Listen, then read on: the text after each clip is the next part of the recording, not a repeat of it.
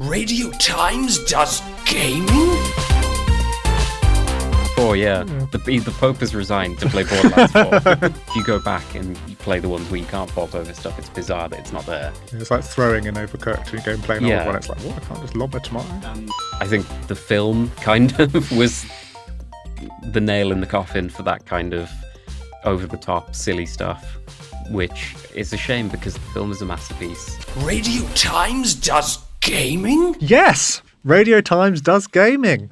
I'm Rob Leane, the gaming editor at Radio Times.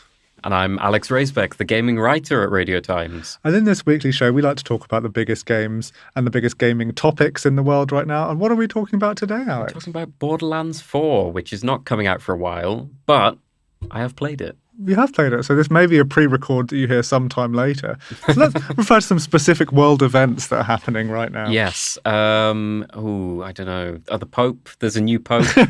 Not the other guy who resigned. There's a new Pope. Oh, there's a new Pope. Yeah. Yeah, that could have happened. Yeah. That's it. What else has been in the news? Borderlands 4. Borderlands 4, yeah. The Pope has resigned to play Borderlands 4. So, before we go down the Pope Borderlands 4 riff any further, because I think that's dangerous territory, talk to me about the preview event that you went to. Was it an amazing location or was it their office? It was their office, although pretty nice, pretty swanky. I've not been to the Take-Two offices before in London, and they're very, very nice. I see where all that GTA money is going because, yeah, very, very nice indeed. But yeah, I went and spent an afternoon at Take-Two's offices in London and had a little presentation about Borderlands 4 and a little time playing Borderlands 4. Okay, yeah, I think I went to a Borderlands 3 one, which I think was in the before COVID times. And yes. I think this is a very pre-COVID gaming event story. They'd like rented out a warehouse and they had like a pig roasting on a spit and stuff like that. Whereas now they're like, no, you can just come to our office. It's fine. Even coming to an office is a novelty in this day and age. But what did you get to see? What was the game like? Yeah, it was good. We got to play two different levels. The first was a kind of like a usual Borderlands level where you're sort of put in an area and you go around exploring. You do a couple of missions, talk to a couple of the new characters. And then the second side of it was exploring a vault.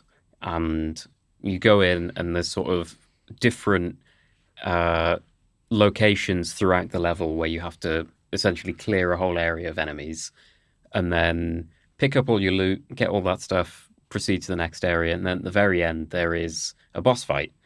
And yeah, I really enjoyed it. I was surprised at how good it was. Well, no, I was expecting it to be good, but yeah, it was very good.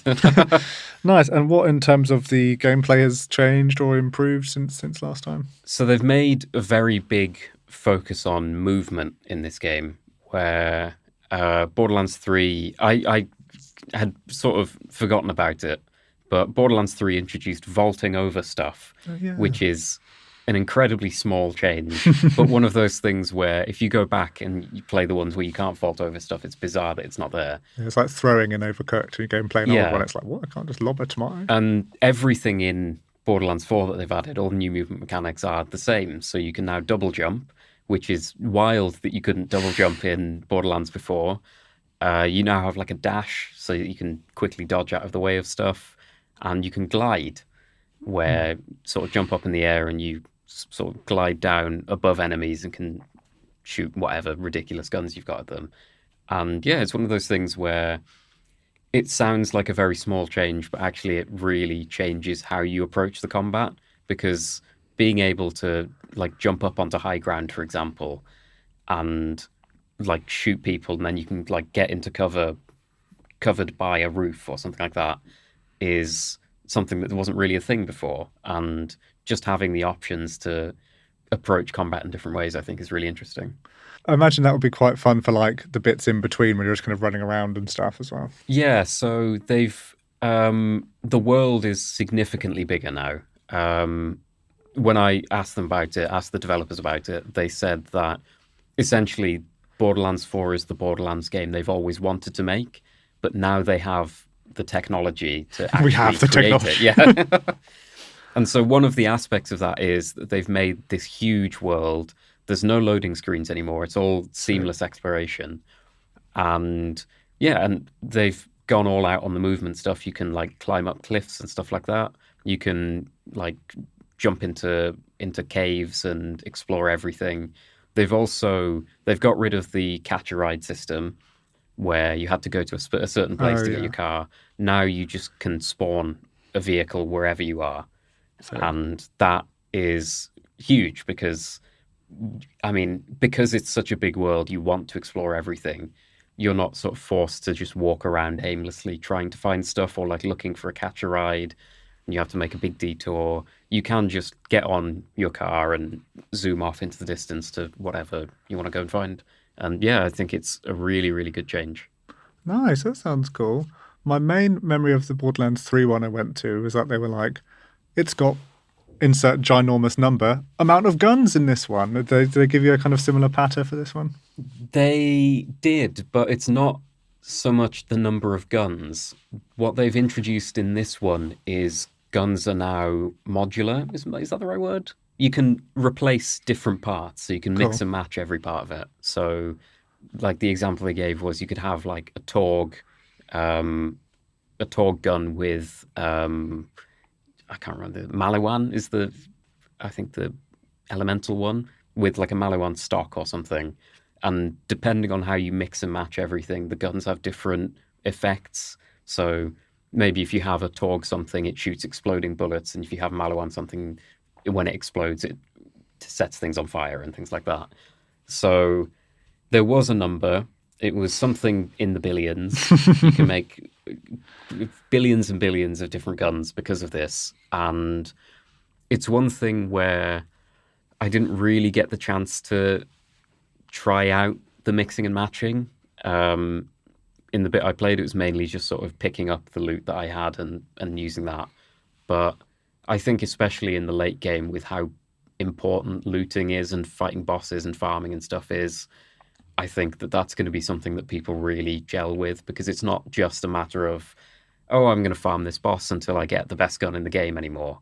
It's, oh, there are all of these different ways I can mix and match and like make my own gun that really encourages playing around with stuff in a way that the previous ones didn't.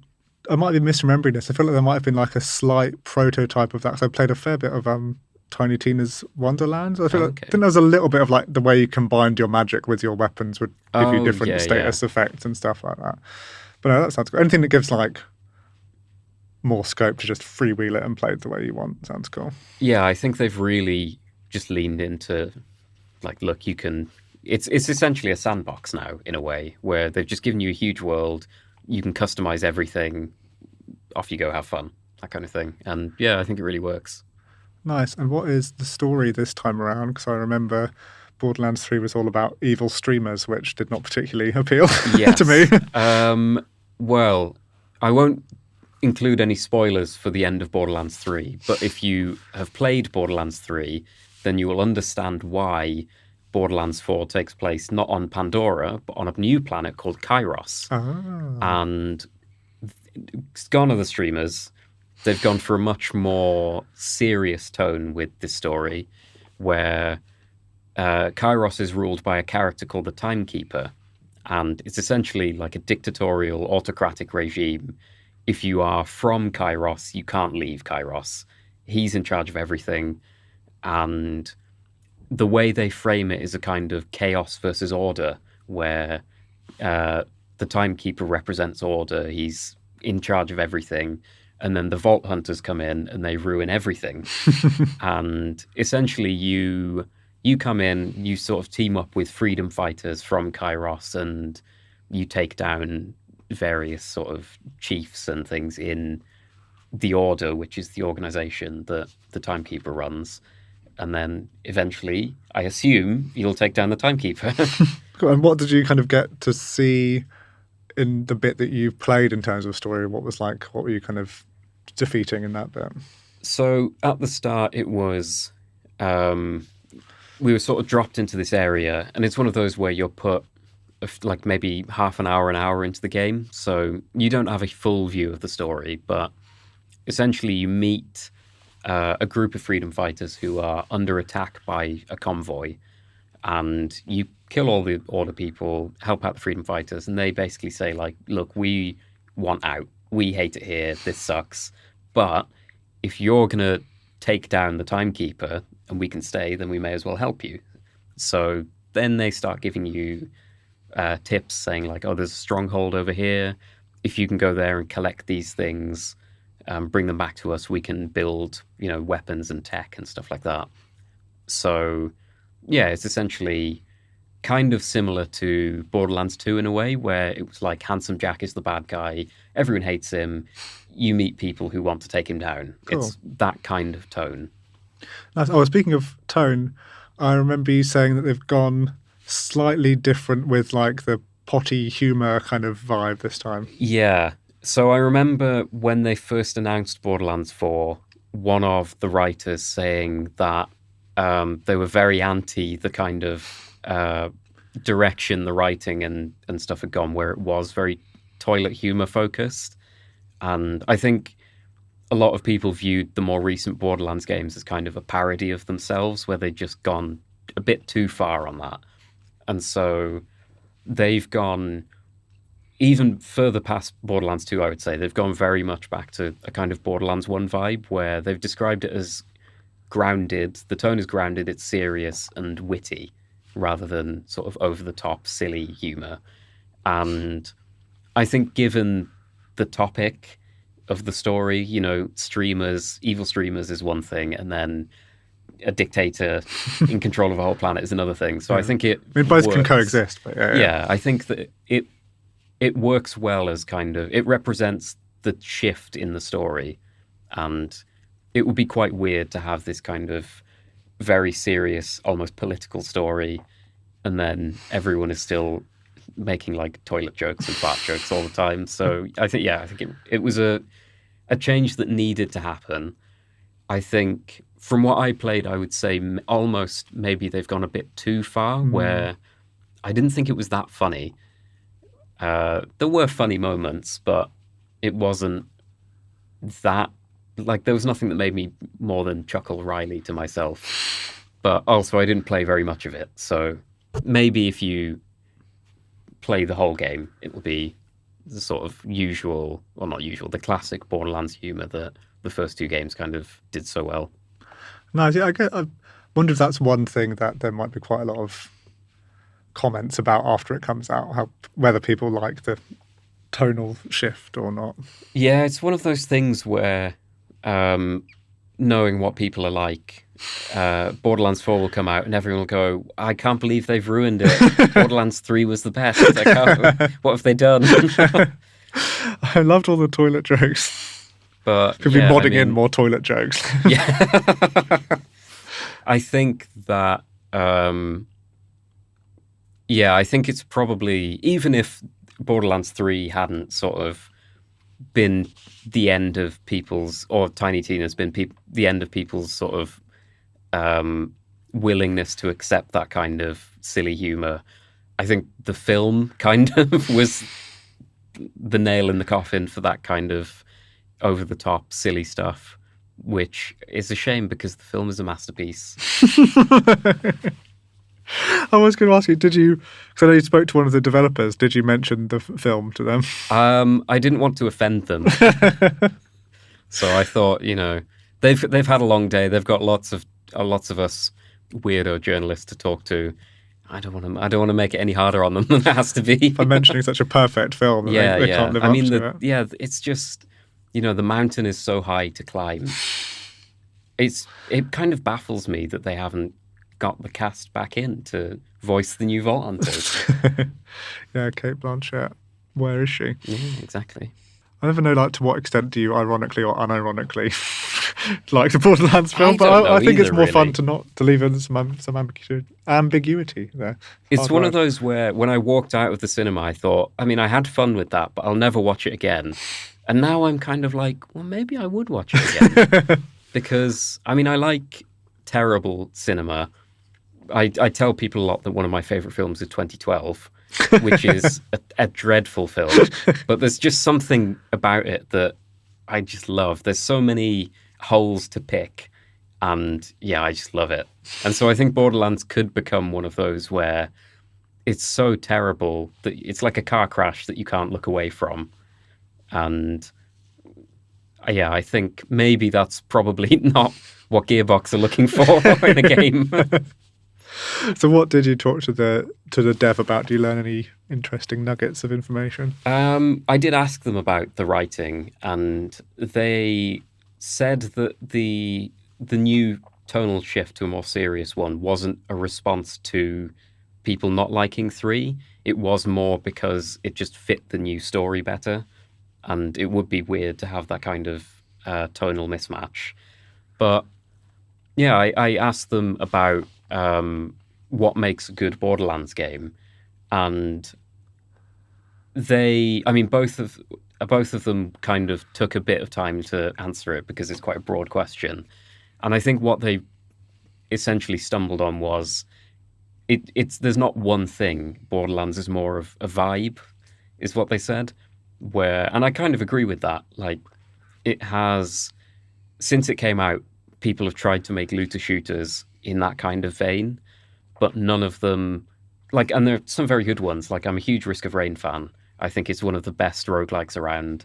I've put hundreds of hours into it, but as good as it is, there's just something about Borderlands that no other game really captures. And part of that is the writing, part of that is the approach to combat. It puts such a heavy focus on the end game and like looting and stuff like that. And yeah, I think that the way they talk about it, and both the current game, Borderlands 4, and the series as a whole, I thought was really promising. That I think it is going to be the kind of game that Borderlands veterans are really going to enjoy. Sometimes with previews, you kind of wonder, like, what is the point of them doing this preview beat? But I feel like with this one, it's like, it feels like it's done quite a good bit of like showing some promise and showing that they've done a bit of course correction, and maybe more people will be tempted into this one than have been in a while, kind of thing. Yeah, I think so. It feels like they have gone back to the drawing board in a sense and gone, like I said, what is Borderlands? What do people want from Borderlands? And I think that's why there's such a big focus on the mechanics now, with sort of the mix and match guns, the movement mechanics, the explorable world, the being able to spawn a car anywhere. One aspect I did ask them about was the end game, because it's such a big thing is in Borderlands. Like, when you finish the game, you go back and you fight all the old bosses, you get all the best loot. And one big change they've made because of that is that you now can just rematch a boss at any time. You pay like a small fee from outside the boss room and it just respawns the boss. Oh, cool. So you don't need to leave the whole area and come back and kill the boss and then you have to leave again. You spend 20 minutes doing that every time. You can just do it over and over again from the boss room, which I think is really good. And I think it's an interesting thing because most games, obviously, when you're making a game, the most important thing is the start. You want to get people hooked. And what the developers said was that because the end game is such a big part of Borderlands, when they started making the game, they started making the end game content alongside the start of the game, because they know that if you're a hardcore Borderlands fan, what you're playing the game for almost isn't the game itself. You're playing it to get to the end so that you can do all of that end game content. And I thought that was really interesting because it's kind of recognizing what Borderlands is that other games don't really look for. And yeah, it looks like they've kind of covered all of their bases, really. Yeah, like you hear a lot about games like, oh, we were really polishing the first hour because we don't want people to get a refund. It's like actually spending so much time thinking about the end game is a cool move. Radio Times does gaming? Amazing. And what do you, the listener at home, think? Are you going to give Borderlands 4 a go? And actually, this is one thing I've forgotten to ask you about. As a true fan, how much would you be willing to pay to get Borderlands 4? Oh, as a true fan, I don't know, but however much it costs, I'm going to find a way. I'm going to find a way to get it. I'm going to rob a bank. But yeah, put in the comments how much you'd be willing to pay for Borderlands 4, and we'll see you next time.